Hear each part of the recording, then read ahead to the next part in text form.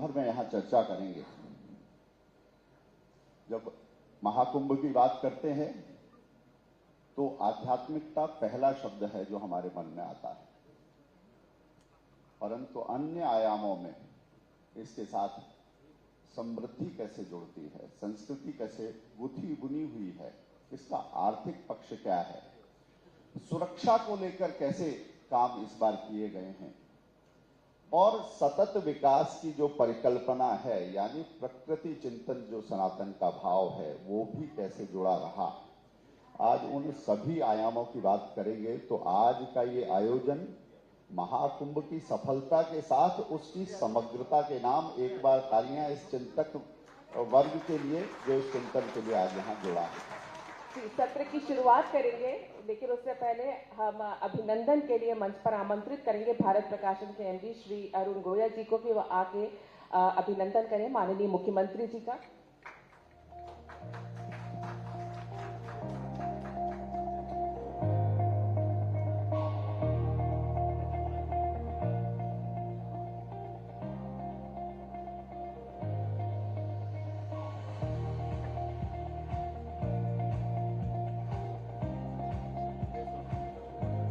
हितेश शंकर जी,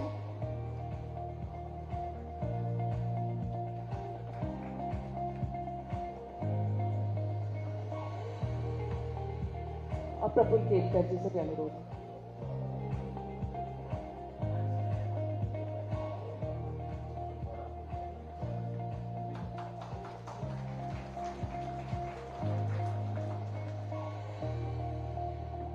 भूमिका रखी जा चुकी है और पहले सत्र का शुभारंभ हम करेंगे हमारे पांचजन्य के एडिटर हितेश शंकर जी, ऑर्गेनाइजर के एडिटर श्री प्रफुल्ल केतकर जी के साथ विशेष चर्चा महाकुंभ के महाराज जी के साथ।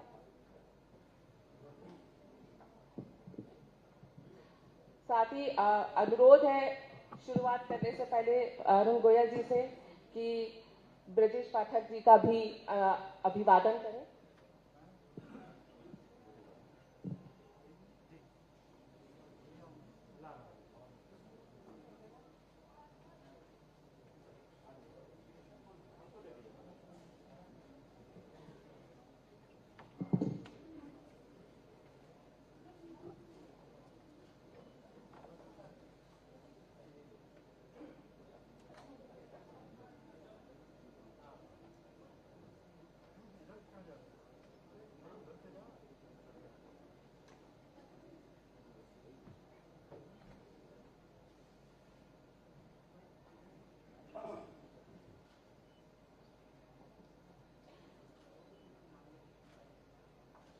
और जोरदार तालियों के बीच सत्र की शुरुआत करते हैं। धन्यवाद।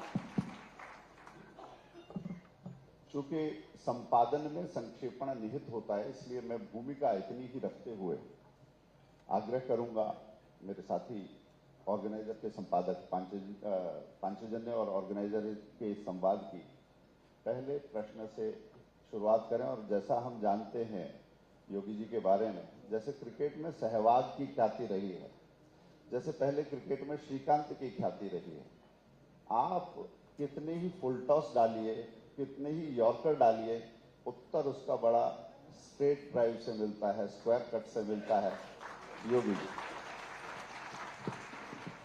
महाराज जी, इस ऑर्गेनाइजर पांचजन्य के मंच पर आपका बहुत बहुत स्वागत है।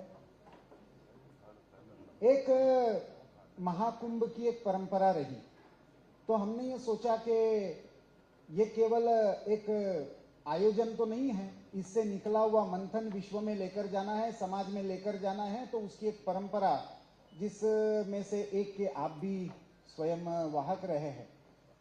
हर एक ने अलग अलग तरीके से इस महाकुंभ का को देखा, अनुभव किया। अभी हितेश जी ने जैसे बताया, किसी ने उसका आध्यात्मिक पक्ष, समृद्धि का पक्ष, लेकिन आप एक तरीके से इस आयोजन के केंद्र में थे।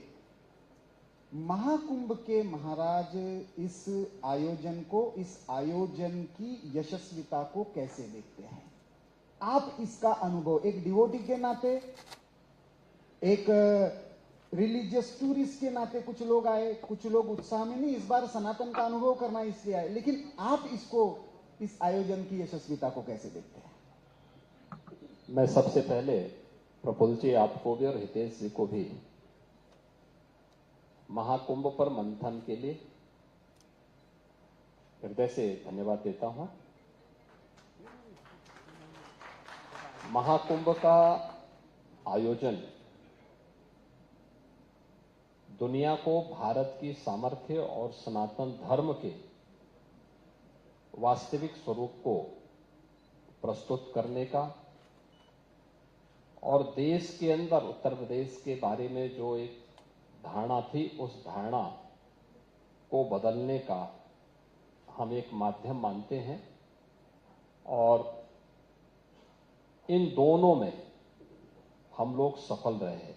दुनिया ने भारत की सामर्थ्य को देखा है, सनातन धर्म क्या है उसके बारे में उन लोगों को क्या बताया गया था, देशवासियों को भी और दुनियावासियों को भी।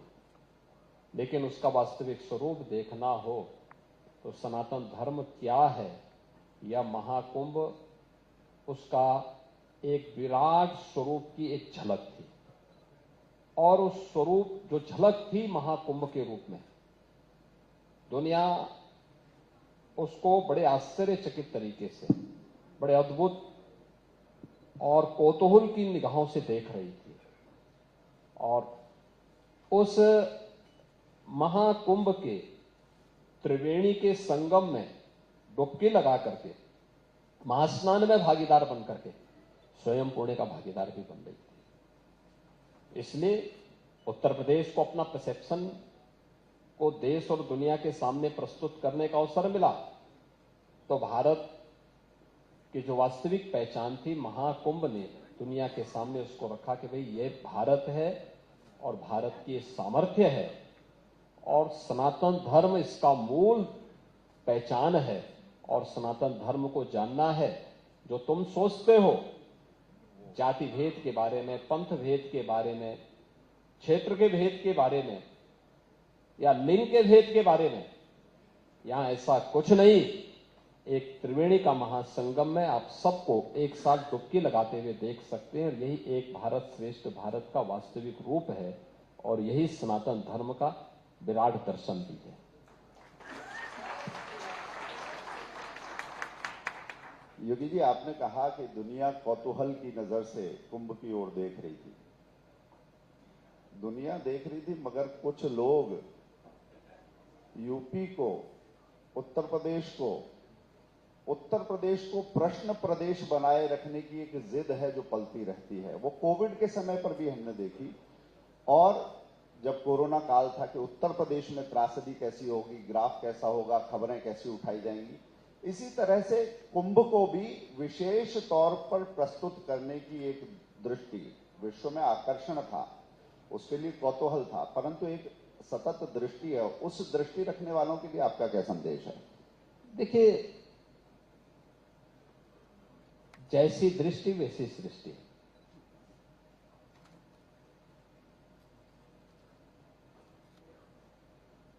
जिन लोगों की दृष्टि ही नकारात्मक है, उनको मैं सकारात्मक दृष्टि से देखने की अपेक्षा ही क्यों करता हूं। इसी नकारात्मकता के कारण ही वे बैकफुट पर गए हैं, जनता की निगाहों से गिरे हैं। और जब महाकुंभ की पहली बैठक हमने आयोजित की थी, तब भी बहुत सारे लोगों ने ट्वीट किए थे, कुछ प्रतिक्रियाएं दी थी। मेरे कुछ सहयोगी कह रहे थे कि हमें इसमें, मैंने कहा भी नहीं, यह आवश्यक है किसी आयोजन की सफलता के लिए। अगर ये सब नहीं होंगे तो फिर कैसे होगा? होने देना चाहिए। सभी प्रकार के ग्रह उपग्रह आते रहने चाहिए। और हम हर आयोजन में इसको अच्छा माने। अच्छा इसलिए माने क्योंकि आपकी अच्छाई की तुलना तभी होगी जब कहीं कोई बुरा होगा, तो उस बुरे के रूप में ये लोग हैं। हम जितना अच्छा करेंगे, कुछ बोलेंगे और पब्लिक प्रतिक्रिया में फिर इस आयोजन को सफलता बनाने के लिए अपना जिम्मा स्वयं ले लेगी कि हाँ, हमें इस आयोजन को और अच्छा करना है। और यही महाकुंभ के अवसर पर भी हुआ। ये लोग हर अच्छे कार्य का विरोध करेंगे, ये सामर्थ्यहीन लोग हैं, इनसे आप कोई अच्छे की उम्मीद मत करिए। ऐसा नहीं कि इनमें से किसी को अवसर न मिला हो, इन सभी को अवसर मिले हैं। याद करिए, स्वतंत्र भारत का पहला कुंभ 1954 में कांग्रेस की राज्य में भी सरकार थी, केंद्र में भी सरकार थी, और उस समय गंदगी, अव्यवस्था, अराजकता का जो दृश्य था, 1000 से अधिक मौतें हुई थी। और उसके उपरांत हर एक कुंभ में, ये केवल प्रयागराज में ही नहीं, क्या हरिद्वार रहा हो, क्या अन्य स्थलों पर रहा हो, हर जगह हुआ है। 1974 में, 1986 में, इसके उपरांत भी जब भी महाकुंभ के आयोजन हुए हैं या कुंभ के आयोजन हुए हैं, कांग्रेस की सरकार में किस प्रकार की स्थितियां थी, इसी से छुपा हुआ नहीं है। और समाजवादी पार्टी की सरकार के समय तो 13 और 2007 इसके जीवंत उदाहरण है। यानी प्रकृति भी नहीं बख्शी थी 2007 में, तमाम प्रकार की जनधन की हानि हुई थी। और 2013 में जो लोग हमारी स्वच्छ महाकुंभ को पर प्रश्न उठा रहे थे, प्रश्न ये उठता है कि 2013 में मॉरिशस के माननीय प्रधानमंत्री प्रयागराज पधारे थे, कुंभ के आयोजन के साथ संगम में गए, वहां गंदगी, अव्यवस्था, कीचड़ देख करके उनकी हिम्मत नहीं हुई कि वे स्नान कर सके। दूर से ही प्रणाम करते हुए, आंखों से आंसू बहाते हुए निकल गए, क्या यही गंगा है, ये कहे करके। मॉरिशस हजारों किलोमीटर दूर से वे यहां आए, लेकिन यहां का दृश्य देख करके उनकी आत्मा आहत होती है, उनकी आस्था आहत होती है। ऐसा ही दृश्य अन्य अवसरों पर देखने को मिलता था। इन सभी लोगों ने जो नकारात्मक टिप्पणी कर रहे थे, जब इनको अवसर मिला था, इन्होंने कुंभ को गंदगी का, अव्यवस्था का, अराजकता का, अव्यवस्था का एक अड्डा बनाया हुआ था। उस समय जब विदेशी और वामपंथी आते थे कुंभ के आयोजन के साथ जुड़ने के लिए, देखने के लिए, इसकी नकारात्मकता को, भारत को बदनाम करने के लिए, सनातन धर्म को बदनाम करने के लिए वे दुनिया के सामने प्रस्तुत कर सकें, तो उनको बहुत सारा मटेरियल मिल जाता था। वे लोग यही प्रस्तुत करते थे, यही परोसते थे। तो धीरे धीरे करके धारणा हो गई कि कुंभ का मतलब अव्यवस्था जहां हो, गंदगी जहां हो, भगदड़ जहां हो, ये होता रहा।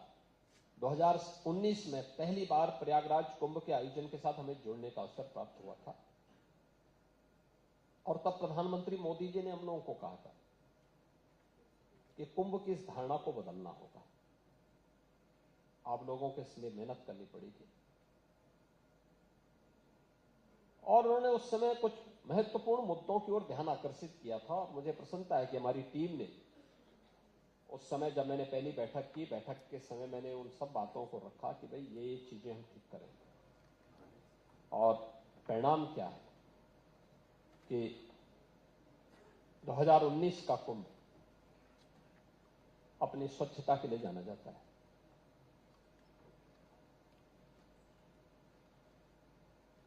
प्रयागराज 2024 में 24 करोड़ श्रद्धालु आए, और 2025 में इसी आयोजन के साथ हमें जुड़ने का अवसर प्राप्त हुआ। इस आयोजन के अवसर पर आपने देखा होगा, फिर हम लोगों ने इस बार दिव्य और भव्य कुंभ की जो बात की, तो उसको हम लोगों ने स्वच्छता के साथ, सुरक्षा के साथ और तकनीक के साथ जोड़ने की बात की कि डिजिटल कुंभ भी होगा। डिजिटल कुंभ के लिए पहले लोगों को लगा कि ये सब हवा में बात कर रहे हैं। अकेले डिजिटल खोया पाया केंद्र से 54,000 बिछड़े हुए लोगों को उनके घरों तक पहुंचाने का काम किया गया महाकुंभ के दौरान। डिजिटल टूरिस्ट मैप के माध्यम से हर व्यक्ति आसानी से अपने गंतव्य तक पहुंच सकता था। 1.5 लाख शौचालय बनाए गए थे और क्यूआर कोड से उनके जोड़ा गया था। किसी को भी स्वच्छता के बारे में देखना है, आप उसको डाउनलोड करिए, आप उसके माध्यम से पूरी जानकारी ले सकते हैं। अन्य किस प्रकार की सुविधा आपको चाहिए, वह भी हम लोगों ने उन व्यवस्था दी थी। और साथ साथ 11 भाषाओं को, भारत की उन 11 भाषाओं को या दुनिया की उन भाषाओं को भाषणी ऐप के माध्यम से भी सुविधा उन्हें प्रदान की गई थी कि अगर उन्हें हिंदी समझ में नहीं आ रहा है या इंग्लिश समझ में नहीं आ रहा है तो उन 11 भाषाओं को में से कोई भी जो यूएन की भाषा थी उन सब में से किसी को भी आप ले करके उसके माध्यम से आप अपनी भाषा को बोलिए, आपको आपकी भाषा में जवाब मिल जाएगा। ये सभी प्रकार की सुविधाओं को हम लोगों ने इसके साथ जोड़ा था।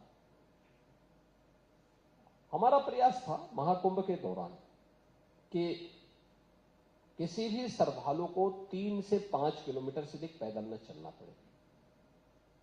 और हम लोग ये मानते थे कि बहुत भीड़ होगी तो 40 करोड़ तक की भीड़ जाएगी, क्योंकि महाकुंभ के आयोजन के पहले जब मेरे वरिष्ठ सहयोगी गण, दोनों डिप्टी सीएम, मंत्रीगण, सीनियर अधिकारीगण जब देश के अंदर अलग अलग राज्यों में आमंत्रण देने और रोड शो करने के लिए गए थे, और उसके बाद से जो क्वेरीज आ रही थी हम लोगों के पास कुंभ के बारे में, महाकुंभ का आयोजन कैसे होगा, कैसे कनेक्टिविटी की व्यवस्था है, कैसे वहां पर व्यवस्था होगी, हम लोगों ने कहा कि देखो ये 19 से ज्यादा हमें दिख रहा है। और 19 का उदाहरण हमारे सामने है कि 24 करोड़ लोग आए थे। जो 19 में आया होगा वह जरूर 24 में आएगा। तो 24 करोड़ तो ये हैं। अब आगे जो क्वेरीज आ रही है, क्वेरीज बताती है कि संख्या 40 तक पहुंच सकती है। हमने 40 करोड़ लोगों के लिए पहली दृष्टि से तैयारी की थी, लेकिन जो हमारे मित्रगण हैं, जो लोग दुष्प्रचार में विश्वास करते हैं, जिसको भगवान ने बनाया ही इस उद्देश्य से है कि वे लोग हमेशा इस कार्य के लिए ही रहें, उन्हें हमेशा विपक्ष में रहना है, तो भगवान ने उनको नकारात्मकता से इतना भरपूर कर दिया है कि उनकी पहचान ही उस रूप में बन गई। तो अब पहले दिन से ट्वीट करने लग गए, पहले दिन से ट्वीट करने लग गए, पहले दिन से वक्तव्य देने लग गए। तो जनता जनार्दन ने भी, देश और दुनिया के सनातन धर्मावलंबियों ने कहा कि इनको सबक सिखाने का सबसे अच्छा माध्यम होगा। हमारा अनुमान था कि महाकुंभ में एवरेज जो मुख्य 6 स्नान पर्व हैं उनमें से 3 अमृत स्नान थे, मकर संक्रांति का, मौनी अमावस्या का, वसंत पंचमी का। शेष 3 अन्य जो स्नान थे पौष पूर्णिमा का, इसके अलावा माघी पूर्णिमा का और महाशिवरात्रि का। तो 3 अमृत स्नान में ये भीड़ 3.5 से लेकर के 5 करोड़ के बीच जाएगी। और अन्य 3 जो स्नान हैं इनमें यह 1 से 2 के बीच में भीड़ रहेगी, 1 करोड़ से 2 करोड़ के बीच में भीड़ रहेगी। शेष एवरेज हम मानते थे 50 लाख से 1 करोड़ के बीच में रहेगी। पौष पूर्णिमा के दिन 1.5 करोड़ लोगों ने स्नान किया, मकर संक्रांति के दिन 3.5 करोड़ श्रद्धालुओं ने स्नान किया, 28, 29, 30 जनवरी को यानी मौनी अमावस्या 2 दिन हो गई थी, पहले दिन 28 को हो गई थी, तो 28, 29 और कुछ लोगों को हम लोगों ने अगल बगल के जनपदों में जो नेबरिंग डिस्ट्रिक्ट थे उनमें हम लोगों ने उनको होल्डिंग करके रखा हुआ था, क्योंकि महाकुंभ में बहुत भीड़ हो गई थी। दुर्भाग्यपूर्ण एक घटना भी घटित हो गई थी। तो हादसे को के पहले ही हम लोग इस बात के लिए अलर्ट थे कि बहुत भीड़ है। भीड़ के वॉल्यूम को देखते हुए हम लोगों ने जौनपुर, भदोई, मिर्जापुर, चित्रकूट, फतेहपुर, कौशाम्बी, प्रतापगढ़, रायबरेली, इन सभी जनपदों में लगभग 2 करोड़ लोगों को रोका था। तो 28, 29 और 30 में 15 करोड़ श्रद्धालु प्रयागराज पहुंचे थे, जिन्होंने वहां पे मां गंगा में इस पावन आयोजन में डुबकी लगा करके वहां महास्नान के वे भागीदार बने। और मौनी अमावस्या के बाद हर दिन 1.5 करोड़ 2 करोड़ 1.5 करोड़ 2 करोड़ श्रद्धालु वहां पहुंच रहे थे। भीड़ कौन स्नान कर रही है, नहीं कर रही है। एक व्यक्ति अगर एक दिन में स्नान 24 घंटे में 4 बार भी स्नान कर रहा है तो एक बार ही उसका काउंट होता था। ऐसा नहीं कि एक बार बार हो रहा, क्योंकि फेस रिकॉग्निशन के माध्यम से हम लोगों ने AI टूल का उपयोग किया था। कैमरे उन चीजों को कर रहे थे और वे लोग वहां से छांट दिए जाते थे। अगर एक व्यक्ति 2 बार 3 बार स्नान का भागीदार बन रहा है तो वो एक ही बार काउंट होगा। और फिर इन सबको लेते हुए 66 करोड़ 30 लाख से अधिक श्रद्धालु इन 45 दिनों के आयोजन में भागीदार बने थे। और यह 45 दिन का आयोजन दुनिया का सबसे बड़ा आध्यात्मिक आयोजन बना, सबसे बड़ा सांस्कृतिक आयोजन और धार्मिक आयोजन भी दुनिया का बना। और ये मानवता की अमूर्त सांस्कृतिक धरोहर के रूप में जिस आयोजन को यूनेस्को ने 19 में मान्यता दी, यूनेस्को के डायरेक्टर स्वयं इस आयोजन का हिस्सेदार बने थे और उन्होंने स्वयं इस बात को कहा था कि वास्तव में हम मान लिए कि 19 में जो कार्य प्रधानमंत्री मोदी जी के प्रयासों से यूनेस्को ने किया था, उसका साक्षात दर्शन हमें यहां पे हो रहा है।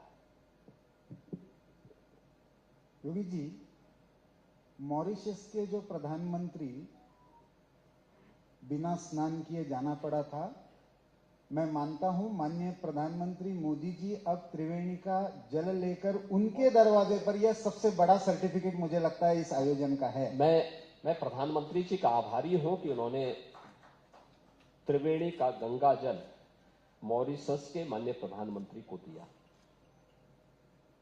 और वाराणसी की साड़ी उनकी धर्मपत्नी को दिया है। उत्तर प्रदेश की 2 स्मृतियां मॉरिशस के साथ अमिट रूप से छाई रहेगी। लेकिन 2019 का जो कुंभ था, इसमें मॉरिशस के माननीय प्रधानमंत्री आए थे, 450 लोगों के भारी भरकम डेलीगेशन के साथ आए थे और उन्होंने संगम में स्नान भी किया।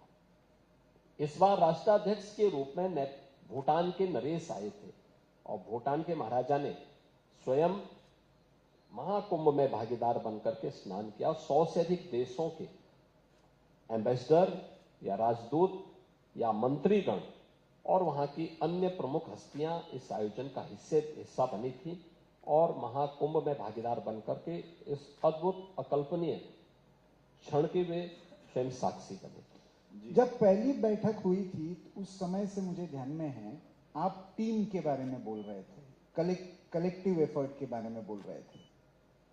सरकार तो वही रहती है, राज्य वही रहता है।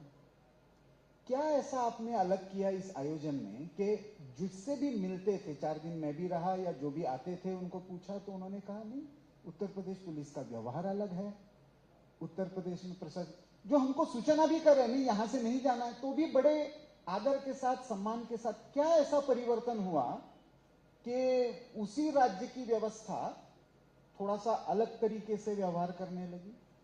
देखिए, हमने नवंबर 2022 में पहली बैठक की थी महाकुंभ की दृष्टि से और जब 2022 में हमने बैठक की थी तो उसके बाद हमने टारगेट दिए थे पहले से, क्योंकि केवल एक आयोजन नहीं, हम लोग इस जितना भी आयोजन होता है एक टेम्परेरी सिटी में होता है, अस्थायी शहर में होता है, लेकिन नाम तो प्रयागराज का है। जो अस्थायी शहर होता है ये अपने आप में एक जनपद बनता है, इसको एक जिला का रूप दिया जाता है, इसमें बाकायदा तैनाती की जाती है अधिकारियों की। तो हम लोगों ने 1 वर्ष पहले ही उन अधिकारियों की तैनाती वहां कर दी थी। 2022 नवंबर के बाद से हमने अधिकारियों की तैनाती भी वहां कर दी थी और उन्हें होमवर्क करने के लिए होमवर्क करें क्या क्या होना है, क्योंकि हमारी सपोर्टिंग सिटी जो कोई हो सकती है वह प्रयागराज होती है।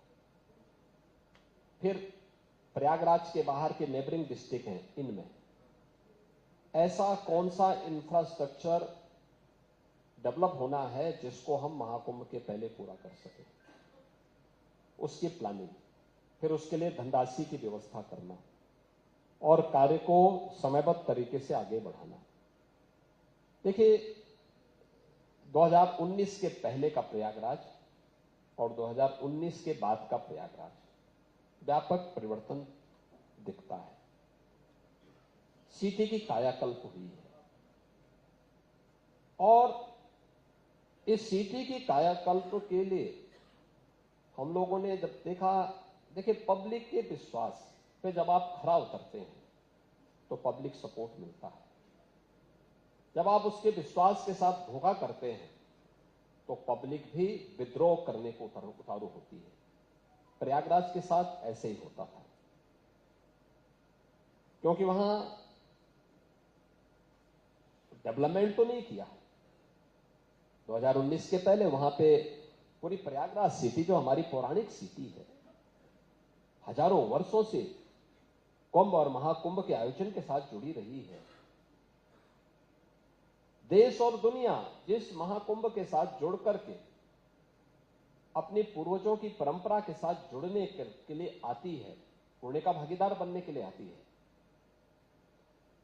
उस पावन सिटी में पिछली सरकारें माफिया के हवाले उस पावन सिटी को करके, उस शहर को करते हुए एक माफिया राज पैरेलल वहां पे संचालित कर रही थी। प्रयागराज में ये माफिया हावी थे। कौन पाले थे इन माफियाओं को? ये लोग कोई भी कार्य नहीं होने देते थे, इसलिए वहां का विकास ठप पड़ा हुआ था। कोई सोचता ही नहीं था कि दुनिया का पहला गुरुकुल देने वाले महर्षि भारद्वाज की पावन नगरी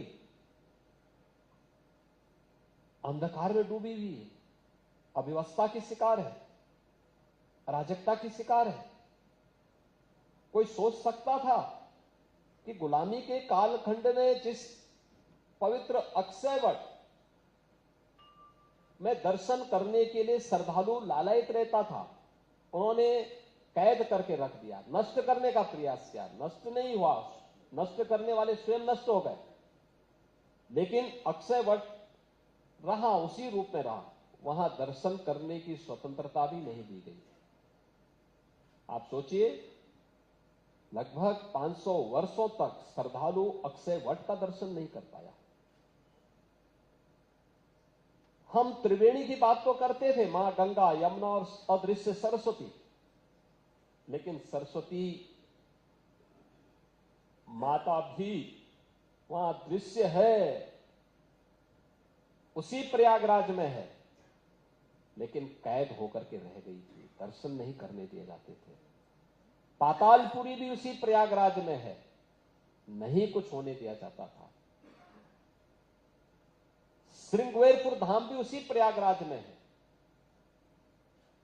भगवान राम और निषाद राज की मैत्री का धाम, जहां पे मां गंगा को पार किया था भगवान राम ने, वहां पर भी लैंड जिहाद के माध्यम से इस पौराणिक स्थली को भी कब्जा करवा दिया गया था। ये पिछली सरकारें करवा रही थी। द्वादश माधव पे अवैध कब्जे हो गए थे। भगवान वेली माधव प्रयागराज के इष्ट देव हैं। नागवासुकी की चर्चा जन्मेजय यज्ञ के दौरान भी होती है। प्रयागराज से भी उनका संबंध रहा है, लेकिन नागवासुकी का स्थल भी पूरा कब्जे के दायरे में आ गया था। ये हमारा सौभाग्य है, महाकुंभ के बहाने हमने प्रयागराज सिटी की भी कायाकल्प की, प्रयागराज को माफिया मुक्त भी किया, प्रयागराज सिटी को हम लोगों ने पूरी तरह कायाकल्प करने का काम भी किया और 12 नए कॉरिडोर बनाए। बड़े लेटे हुए हनुमान जी का अपना महात्म्य है। मां गंगा वर्ष में एक बार उनका अभिषेक करने के लिए स्वयं आती है। अन्यत्र इस प्रकार का उदाहरण नहीं मिलता होगा, लेकिन हनुमान जी का अभिषेक करने के लिए मां गंगा स्वयं प्रयागराज में आती है। एक भव्य कॉरिडोर बन चुका है। अब वर्ष भर अक्षय वट का दर्शन श्रद्धालु कर पाएगा। हमने एक कॉरिडोर के साथ जोड़ दिया है। माता सरस्वती कॉरिडोर के साथ जुड़ गई है, श्रद्धालु वर्ष भर दर्शन कर सकता है। पातालपुरी का कॉरिडोर वर्ष भर दर्शन कर पाएंगे। महर्षि भारद्वाज के प्रति कृतज्ञता नवाने का सबसे अच्छा अवसर था और वहां पर उनकी भव्य प्रतिमा के साथ साथ एक कॉरिडोर के साथ जोड़ करके इस पौराणिक परंपरा के प्रति हम लोगों ने कृतज्ञता ज्ञापित की है। मर्यादा पुरुषोत्तम प्रभु श्री राम और निषाद राज की मैत्री के श्रृंगवेरपुर धाम को भी एक कॉरिडोर के साथ जोड़ा है। नाग वासुकी कॉरिडोर बन गया, द्वादश माधव कॉरिडोर बन गए। अब कोई भी आएगा प्रयागराज में संगम में डुबकी लगाने के साथ साथ इन सभी कॉरिडोर का दर्शन करके पुण्य का भागीदार भी बनेगा और अपनी पौराणिक परंपरा पर गौरव की अनुभूति भी करेगा। ये तो दृष्टि देखिए, देखने की जो जैसी सामर्थ्य होगी, उनकी दृष्टि वहां नहीं गई थी। उनके पास कोई इस प्रकार की लीडरशिप नहीं थी कि वे इसको देख सकें, तो उन्होंने इसको देख नहीं पाए। उनकी दृष्टि गरीबों की जमीनों पर पड़ती थी, व्यापारियों की संपत्ति पर पड़ती थी, बेटी की सुरक्षा पे पड़ती थी। इसलिए वे ईश्वर ने उनको वह विजन नहीं दिया कि वे कुछ कर सके। हमारे पास यशस्वी नेता के रूप में मोदी जी थे। उन्होंने एक विजन दिया कि ये काम इस रूप में होना है। हम लोगों ने उसको प्रभावी ढंग से हमारी टीम ने इंप्लीमेंट किया, तो हम लोग इस आयोजन में सहभागी भी बने, इसके पुण्य के भागीदार तो बने ही बने, लेकिन पुण्य के भागीदार इस रूप में भी बने कि अपनी पौराणिक परंपरा के प्रति भी कृतज्ञता ज्ञापित करने का अवसर प्राप्त हुआ। और ये सभी कॉरिडोर हमने श्रद्धालुओं को समर्पित कर दिए हैं और श्रद्धालुजन वर्ष भर अब इनका दर्शन कर सकता है। तो यह दृष्टि पर की बात है। जैसी दृष्टि वैसी सृष्टि। जैसी दृष्टि वैसी सृष्टि। इसी के साथ मैं एक बात कहूंगा। आपने प्रयागराज की जनता के साथ सहयोग करना या छल करना, जनता सब समझती है, ये बात कही। इस दृष्टि को और दिखाना कुछ, करना कुछ और, ये जो द्वंद्व राजनेताओं में पलता है, इसका एक उदाहरण हम दिल्ली में भी देख रहे थे। तीर्थ यात्रा कराई जा रही थी, मगर बोतल के साथ बोतल वाली दृष्टि थी। आप दिल्ली में भी गए, तो आपको क्या लगता है कि राजनीति के द्वंद्व का एक कांटा जो जनता निकालने की कोशिश कर रही थी वो निकला है? केवल राजनीति एक्सपोज हुई है या ये गवर्नेंस का कोई मॉडल अलग तरीके का हो सकता है? क्योंकि जनता में आक्रोश था। व्यवस्थाओं की बात जो प्रयागराज से की, मैं उसी से जोड़ के कह रहा हूं कि जनता के साथ चलना, सरकारी होना या वास्तव में असरकारी होना, उसका मॉडल आपका क्या है? देखिए, जब राजनीति स्वार्थ से प्रेरित होकर के होती है तो वह न स्वयं का कल्याण कर सकती है न लोक का कल्याण कर सकती है। राजनीति को आप परमार्थ का माध्यम बनाएंगे तो स्वयं का भी कल्याण होगा और लोक कल्याण के माध्यम से आप आगे के जीवन को प्रशस्त कर पाएंगे। याद रखना, भारत का लोकतंत्र बहुत परिपक्व है और भारत का लोकतंत्र का ही परिणाम है। भले ही हमने 1952 में इसको संवैधानिक रूप से स्वीकार किया हो, लेकिन लोकतंत्र हमारे यहाँ कूट कूट करके यहाँ की रग रग में भरा पड़ा है और इसीलिए भारत के लोकतंत्र ने भारत की जनता को जनार्दन कहा है। जनता सब जानती है, सब जानती है कहां क्या हो रहा है। अगर इसका मनोविज्ञान कहीं से पूछना हो तो गांव में जाकर के, ठेठ गांव में बसने वाले लोगों से आप जाकर के पूछ लीजिए, देख लीजिए, वे आपको बता देंगे कौन क्या सोच रहा है। जनता एक्सपोज हो चुके हैं, सब खारिज हो चुके हैं। और मैंने दिल्ली में इसी बात को कहा था। मैंने कहा प्रयागराज पे मत उंगली उठाओ, प्रयागराज तो प्रयागराज है। हमने व्यवस्था की है, वहां आने वाली भीड़ इस बात की साक्षी है कि गंगा, यमुना और सरस्वती का जो पावन त्रिवेणी का जल है वो तो पवित्र है। हमारे यहां तो ऐसी भी मान्यता है, बहता पानी और रमता जोगी ये कभी अशुद्ध नहीं होता है, वो चलायमान है। वह अपनी शुद्धि का परिमार्जन, अशुद्धि का परिमार्जन भी चलते चलते कर लेता है। लेकिन कम से कम दिल्ली को शुद्ध कर देते, मां यमुना यहीं से जा रही है, अगर यहां शुद्ध कर देते तो मथुरा, वृंदावन, आगरा के लोगों को शुद्ध जल मिल जाएगा। हम तो कर ही रहे हैं, हम तो दावे के साथ बोले हैं कि आप जिनकी दुहाई देते हैं, जिस वर्किंगटन पैलेस की बुग्गी में बैठ करके अपना जन्मदिन मनाते हो, उस ब्रिटेन ने कानपुर सिटी को, यूपी के उत्तर प्रदेश के अंदर 1000 किलोमीटर की दूरी तय करती है मां गंगा, और इस 1000 किलोमीटर के दायरे में जो सबसे क्रिटिकल पॉइंट था वो कानपुर था। अकेले कानपुर के सीसामऊ में 14 करोड़ लीटर सीवर गंगा में गिरता था। डबल इंजन की भाजपा की सरकार आई, नमामि गंगे परियोजना में प्रदेश सरकार को पहले भी पैसा मिल रहा था, समाजवादी पार्टी की सरकार ने नहीं लागू किया। हमारी सरकार आई, हमने 2 वर्ष के अंदर एसटीपी लगा करके जो पहले सिवर पॉइंट था, जिसको सेल्फी पॉइंट बना दिया है। आज वहां एक बूंद सिवर नहीं गिरता है गंगा नदी में। और वहां पर मैं स्वयं भी नौका लेकर के गया था, स्टीमर लेकर के गया था, प्रधानमंत्री जी भी गए थे। आप सोचिए, यह है कार्य करने की सामर्थ्य। ये लोग क्या बोलेंगे शुद्धता के बारे में?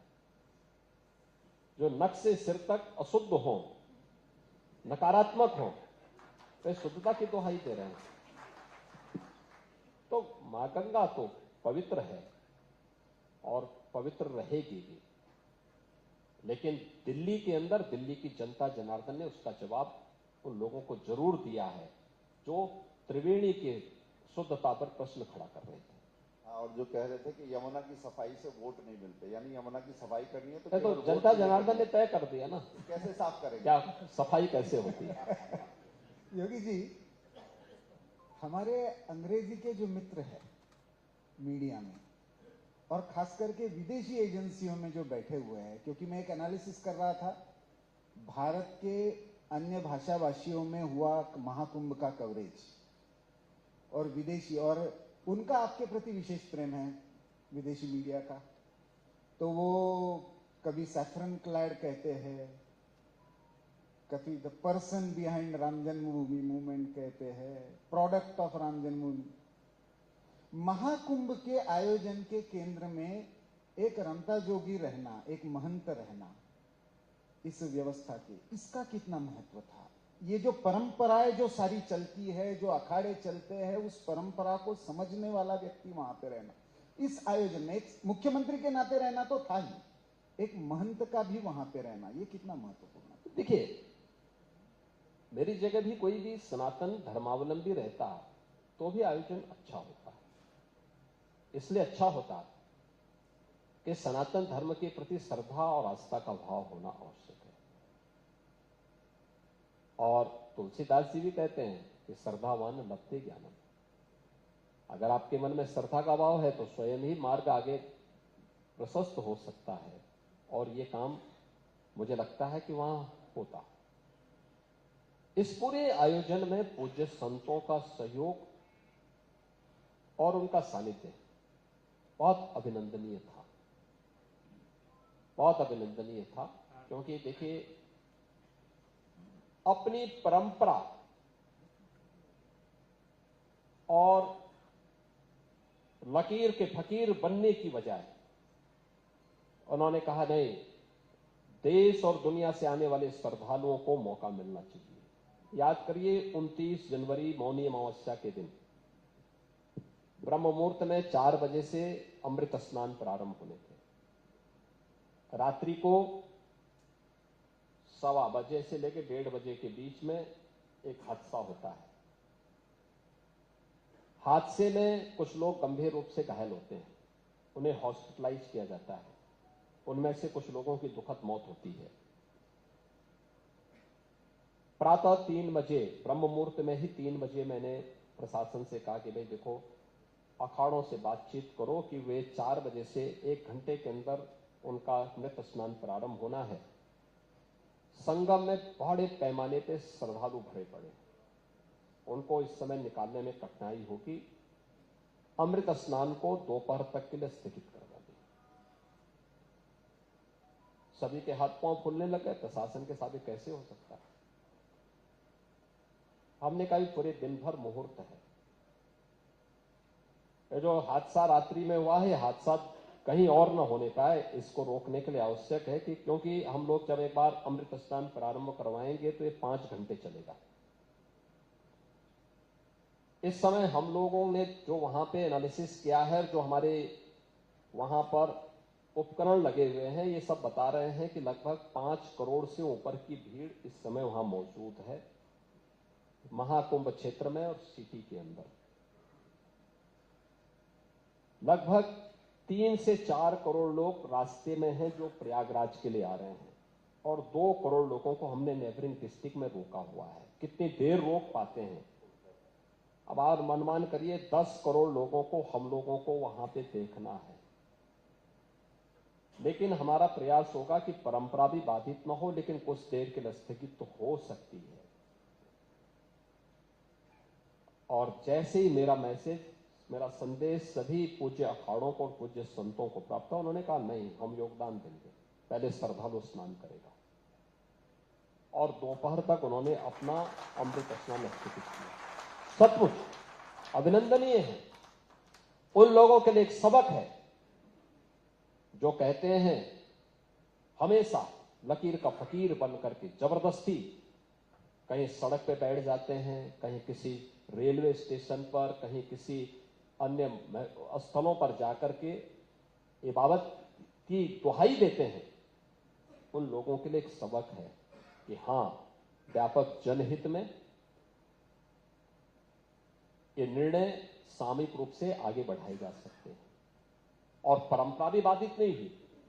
और कितना स्मूथली उसके बाद स्नान हुआ। श्रद्धालु स्नान किए। 12 बजे जब संगम नोच खाली हुआ, हमने मैसेज भिजवाया अखाड़ों ने फिर भी मुझे कहा कि नहीं, आप एक बार देख लें, अगर कुछ श्रद्धालु और बच्चे हों तो उनको पहले स्नान हो जाए, फिर हम लोग को कर लेंगे।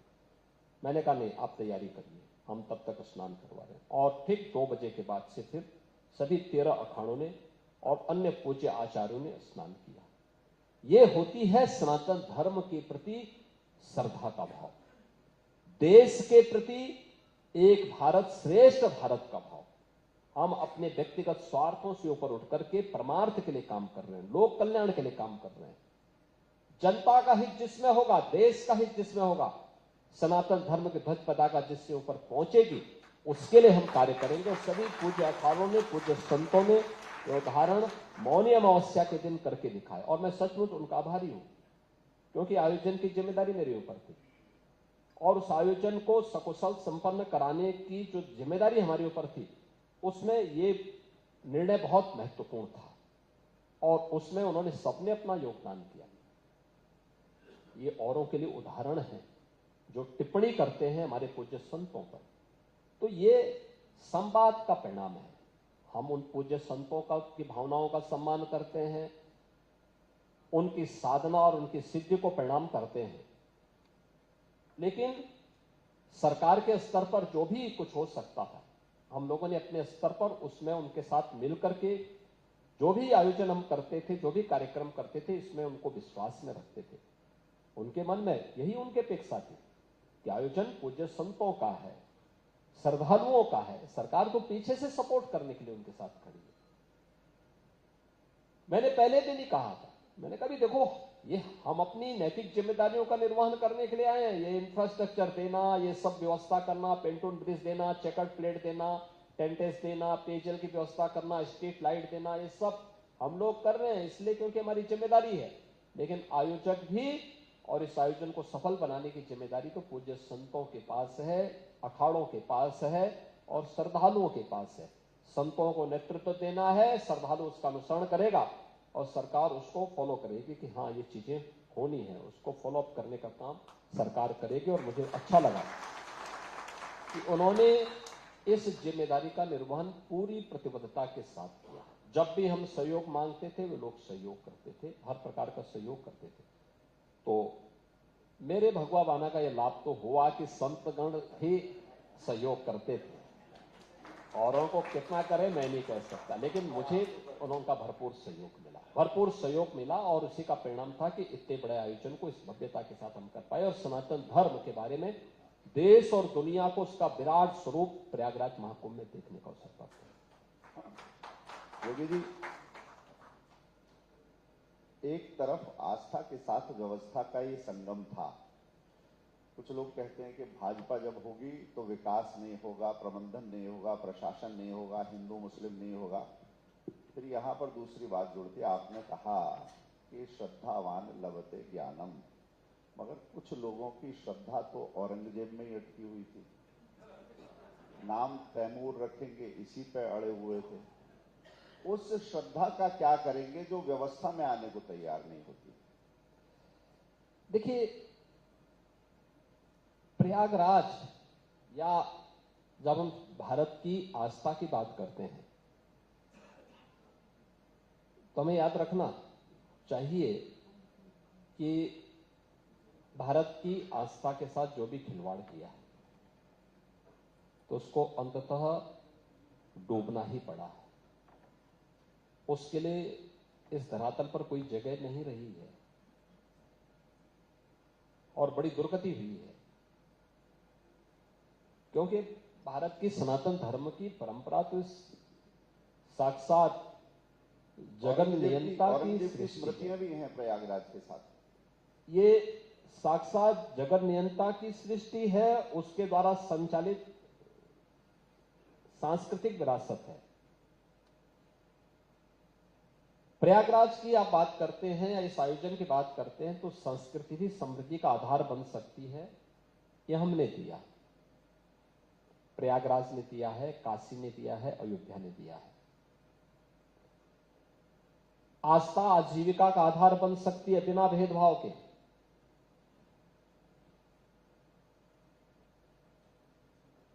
वे हजारों टैक्सी चालक हैं, बस चालक हैं, या फिर एरोप्लेन के पायलट हैं, या कर्मचारी हैं, या व्यापारी हैं, अलग अलग तबके के हैं। किसी की कोई जाति देख रहा है क्या? किसी का मत और मजहब देख रहा है? ये सब जाति मत मजहब से जुड़े हुए लोग हैं, सभी लोग हैं, कोई भेदभाव किसी के साथ नहीं।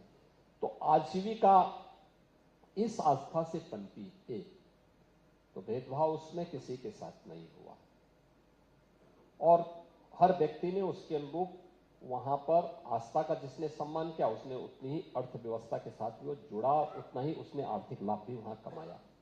ढेर सारे उदाहरण प्रयागराज के माध्यम से आप देख सकते हैं। जहां तक दृष्टि है उन लोगों की जो भारत की सनातन धर्म की परंपरा पर, भारत के इस सनातन संस्कृति पर विश्वास न करके इसके विरुद्ध षड्यंत्र करने वाले लोगों को महिमा मंडन करने का प्रयास कर रहे हैं, तो उन लोगों को उसकी दुर्गति भी देखनी चाहिए।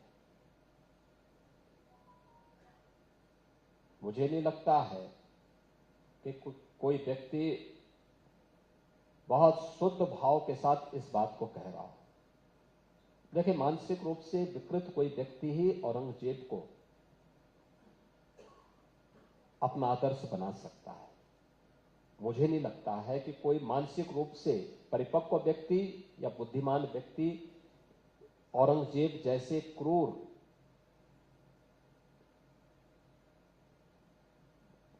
व्यक्ति को अपना आदर्श मान रहा हो। और अगर यह सच है कि वह पूरे अपने विवेक से इस बात को बोल रहा है, तो फिर उसको अपने पुत्र का नाम सबसे पहले औरंगजेब रखना चाहिए। और फिर औरंगजेब के द्वारा शाहजहां के साथ जो व्यवहार किया गया उसको लिए भी भुक्तभोगी होने के लिए भी तैयार होना चाहिए, उसके लिए तैयार रहना चाहिए। मुझे लगता है कि औरंगजेब के बारे में किसी और से क्यों बुलवाना चाहते हैं? शाहजहां स्वयं लिखता है, शाहजहां ने अपनी जीवनी में इस बात का उल्लेख किया है कि इस जैसा कमबख्त पुत्र किसी को पैदा न हो।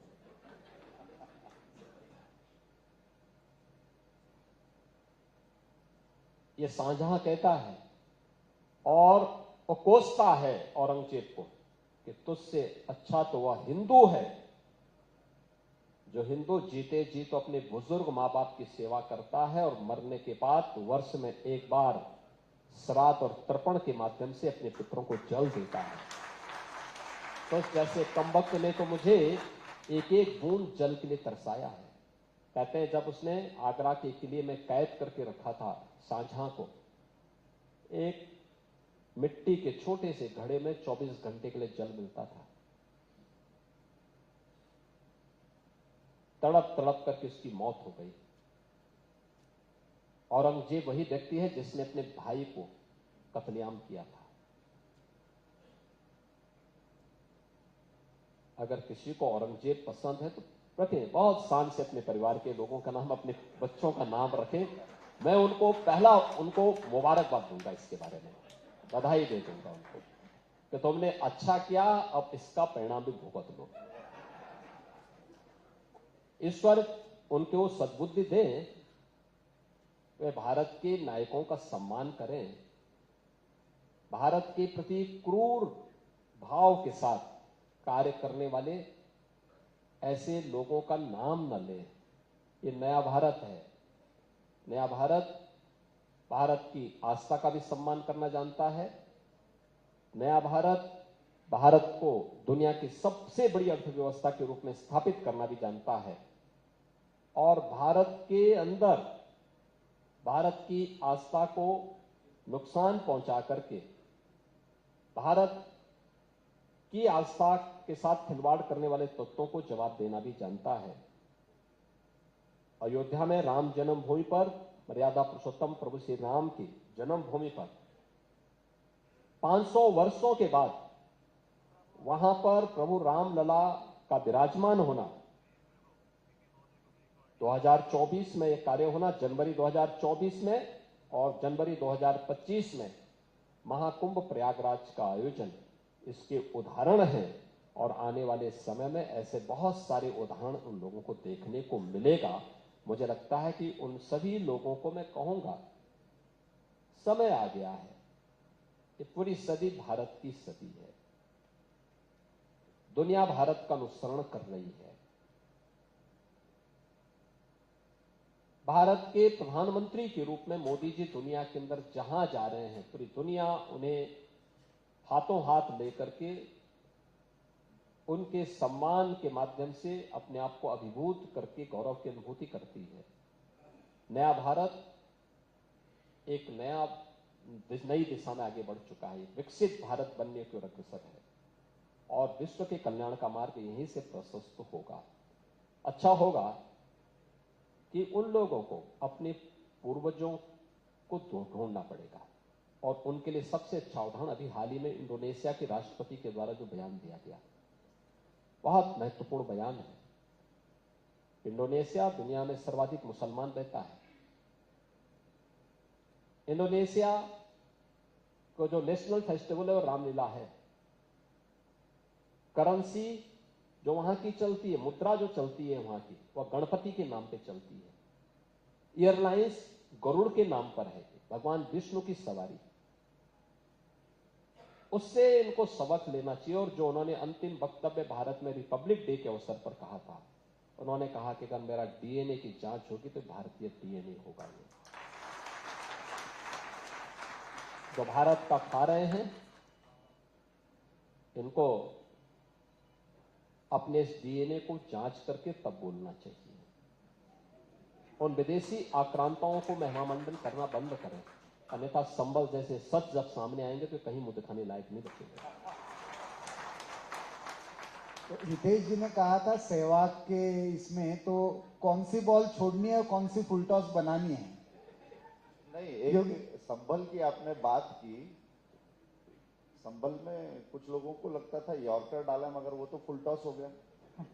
देखिए, संभल एक सच्चाई है और मैं बार बार कहता हूं इस बारे में। देखिए, मैं एक योगी हूं, हर पंथ संप्रदाय उपासना विधि का सम्मान करता हूं। देखिए, अब गोरक्षपीठ में आएंगे, आप देखेंगे कोई भेदभाव किसी के साथ नहीं होता। एक पंगत में सारे लोग भोजन लेते हैं, कोई भेदभाव नहीं, न जाति का भेद, न क्षेत्र का भेद, न भाषा का भेद, न पंथ का भेद, न संप्रदाय का भेद, कोई भेद नहीं। हमारे पूज्य संतगण किसी भी पंथ और संप्रदाय से जुड़े होंगे, वे वहां आकर के एक साथ बैठ करके सभी लोग प्रसाद ग्रहण कर लेते हैं, कहीं कोई भेद नहीं है और सबको हम लोग सम्मान देते हैं। और मैं इसीलिए मैं कह रहा हूं ना कि हर पंथ संप्रदाय एकम सत विप्रा बहुधा बनंती के इस भाव में हम विश्वास करते हैं। उपनिषदों का जो भाव है, भारत की वैदिक परंपरा का जो भाव है, वो हमारे अंतःकरण में रसा बसा है।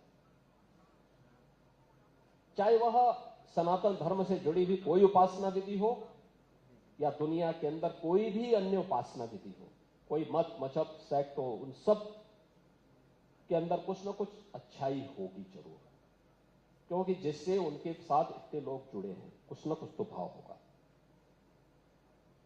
लेकिन हम जबरन किसी पे कब्जा करके किसी की आस्था को रौंदे तो यह स्वीकार्य नहीं, ये कतई स्वीकार्य नहीं। और खासतौर पर तब संभल एक सच्चाई है और उस सच्चाई को इस रूप में भी हम बोलना चाहते हैं कि संभल के बारे में जो उसके उदाहरण आते हैं, आज से 5000 वर्ष से लेकर के 3500 वर्ष पहले हमारे पुराण रचे गए थे, उन पुराणों में भी इसका उल्लेख है। तब श्री हरि विष्णु का 10वां अवतार होगा, एक एक चीज का उल्लेख है। ये उल्लेख होने के बावजूद इस्लाम को उदय हुए 1400 वर्ष हुए हैं और मैं बात कर रहा हूं 3500 से लेकर के 5000 वर्ष पुरानी बात कर रहा हूं, यानी उससे भी 2000 वर्ष से लेकर के 3500 वर्ष पुरानी बात कर रहा हूं मैं।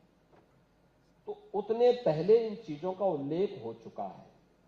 याद करना, 1526 में संभल में श्री हरि विष्णु का मंदिर तोड़ा गया था और 1528 में अयोध्या में राम मंदिर तोड़ा गया था। दोनों मीर बांकी के द्वारा दोनों जगह कृत्य किया गया था। यह एक सच्चाई है। दूसरा है संभल का महत्व। संभल एक तीर्थ रहा है, 68 तीर्थ थे वहां पे, अभी हम केवल 18 निकाल पाए हैं वहां पे। जो हमारे कार्य चल रहे हैं 18 हम निकाल पाए हैं। 19 कूप थे, 19 के 19 कूप हम लोगों ने निकाल लिए हैं, जिसमें उत्खनन का काम हम करा रहे हैं। आपने देखा होगा 56 वर्ष के बाद पहली बार वहां शिव के मंदिर, भगवान शिव के मंदिर में जलाभिषेक का कार्य हो पाया है। क्या कर रहे थे लोग? जो ठेका ले लिए हैं तमाम जाति के नाम पे बांटने का, क्या कर रहे थे वहां पे? आप तो पुराना इतिहास ले आते हैं, वो कहते हैं इसीलिए शायद कहते हैं कि कागज नहीं दिखाएंगे।